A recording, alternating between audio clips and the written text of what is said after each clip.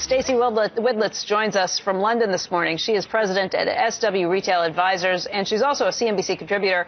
And Stacey, there's been some interesting talk. We assumed that things got off to a really good start, and then yesterday, all of a sudden, people were kind of reassessing how the holiday shopping season is going so far. We know that those November retail sales reflected Sandy and some other one-time issues, but what do you think's really happening behind the scenes in terms of what's happening for holiday shopping? Well, I think it's the same story every year. The promotions start early. Black Friday is always a big weekend. This year was no different, and it depends on who you listen to. NRF was very optimistic about their estimates. Gallup was not so much.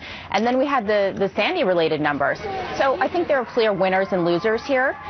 It's the Sandy blame-a-thon, clearly. But I think some of the winners stand out in terms of Walmart and certainly Limited. Walmart and Limited, with those two being good ones, who do you think's really in trouble? Yesterday we saw Gap shares down by about 7%. Is that a reflection of the dividend they won't be paying that they're saying, or the special dividend? There was a rumor there'd be a special dividend there. They're not going to be paying that. Is there something more with what's going on at the stores there? Well, I think everybody's nervous now, certainly. Again, after you saw the tough numbers in November, the question is, do retailers get nervous? Do they press the pedal in terms of more and more promotions? Gap yesterday was very much related to the potential of their dividend coming out, which, sounds like it's not going to happen. So that was certainly responsible for a lot of the weakness in the stock.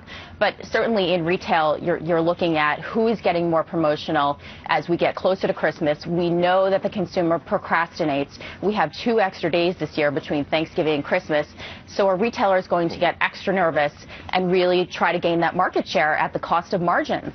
Everywhere I go, though, I have to admit I've been out in the malls recently, and everywhere I go I see sales. Should I be worried about every single retailer? No. I mean, sales are certainly, a lot of them are pre-planned for most of retailers.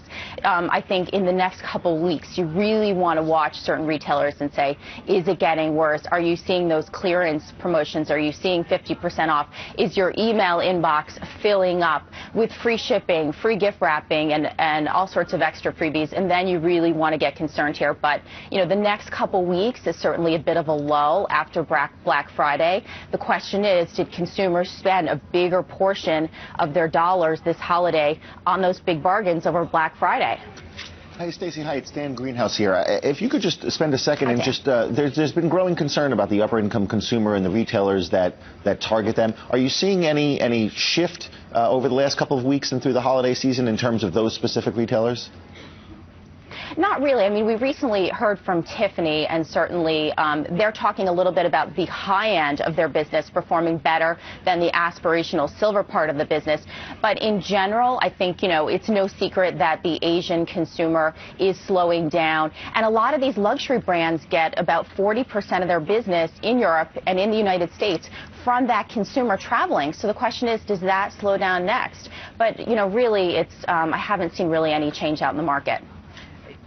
Stacey, you mentioned that we should be concerned about some of those where we are seeing sales that weren't planned. Who, in particular, should we worry about? Well, I think you want to watch out for the teen space. So that's always one that gets very competitive. Certainly American Eagle's been outperforming Aeropostale, so you want to watch Aeropostale for extra promotions. And then the problem is, does everybody feel compelled to pile on and match the pricing? So again, this year a big theme is price matching, whether it's Best Buy or whether it's apparel retailers. Everybody wants to know that they're getting the best value. Last year it was free shipping. Now you add in price matching plus other freebies, and you're just getting a lower overall gross margin in the market. So for people who are looking at retail stocks, you tell them to stay away from most of them. Are there any that you'd like beyond Limited? Well, I think look at what Target is doing. So you have this lull for the 2-week period before Black Friday and Thanksgiving. They did a collaboration with Neiman Marcus. They have a lot of designer gifts for under $100. Certainly, they launched it over the weekend, and it wasn't a sellout. It wasn't like the Missoni launch, but that is something differentiated that's going to get the consumer in the stores during that lull period. Other retailers are not doing those kind of things. They're not thinking out of the box during this period. So I think, that's one to watch, especially after a disappointing November comp month number. Okay. Stacey, thank you very much for joining us today. Thanks, Becky.